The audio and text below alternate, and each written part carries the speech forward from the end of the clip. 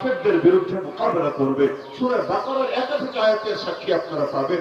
এমনকি তারা এটা বলতো ইস্তাফতিহুনা আলাল্লাযিনা কাফারু, যখন কাফেরদের বিরুদ্ধে লড়াই হতো ওই লড়াইগুলোর মধ্যেও তারা আল্লাহর রাসূল সাল্লাল্লাহু আলাইহি ওয়াসাল্লামের তামান্না ব্যক্ত করত, হায় নবী যখন আসবে তাকে নিয়ে আমরা বিজয়ী হব।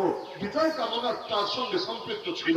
কিন্তু ফালাম্মা জাআহুম মা আরাফু কাফারু বিহি ফালানাতুল্লাহি আলাল কাফিরিন, কিন্তু হক যখন সামনে চলে এসেছিল মানতে পারে নাই। কেন মানতে পারে নাই? এই গোষ্ঠীগত কারণে।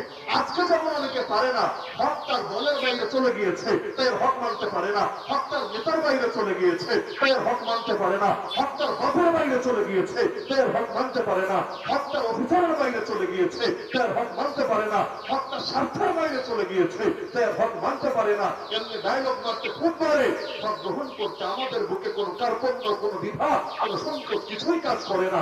কিন্তু যখন দেখা যায় একদিকে হক আরেক দিকে দল, হক নিলে দল থাকে না, দল নিলে হক থাকে না, তখন তারা তাদের মুখোশটা খুলে ফেলতে আর দেরি করে না। এই জামানায়, হার জামানায় মানুষের হক গ্রহণের পথে সবচাইতে বড় বাধা ছিল এটা। নাহলে আবু তালেব কালেমা পড়ল না। আপনি যতটুকু ইসলাম চিনেছেন এর চেয়ে আবু তালেব আরো হাজার গুণ ভালো চিনেছেন। আপনি কতটুকু চিনেছেন ইসলাম? সেটা আল্লাহ রাসূল সাল্লাল্লাহু আলাইহি ওয়াসাল্লামকে দেখে দেখে তার মুজিজাগুলো সরাসরি অবলোকন করে করে একেবারে কাছ থেকে বুঝতে পেরেছে। আরে বড় করে হুজুরের সোহবত পেলেই তো